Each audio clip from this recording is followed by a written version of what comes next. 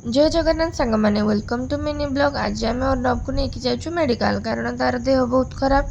या पूर्वर आम पाख मेडिकल देखी तार देह एवं ठीक नाला से बहुत हैरान करूला राति भी बहुत ज्वर आसिक आम ए पहुँची गलु अर्णव जो डॉक्टर पाखे देखे से किंतु ये गोटे छोट चॉकलेट दुकान थी जोटा कि अर्णव देखिकी बाबा को बहुत हैरान करूला।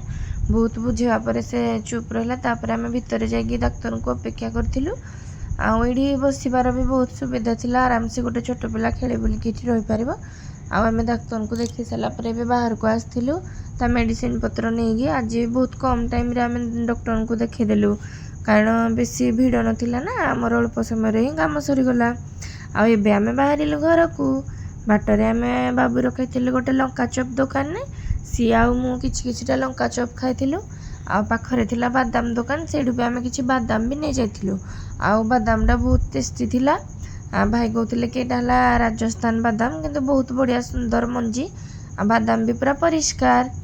तापर आम जाकि पहुँची आम अनुगुल कृषि विज्ञान केन्द्र में सीठिकी आम प्राय समय जाओ कारण मु प्राय आम तली गछ नौ जहाँ भी आमर घरे लगेबार थाए आठू नहीं गछ गुड़िक बहुत भल ग्रोथ करे।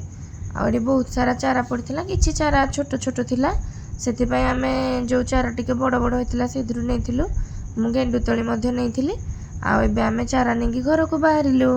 आई देखते सुंदर पली हाउस टी जहाँ विषय तो आप बही में पढ़ी थे छोट बेलू।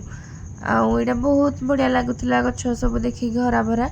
जदि आपको आमर वीडियो भल लगे सब्सक्राइब निहाती करेंगे। रही जय जगन्नाथ।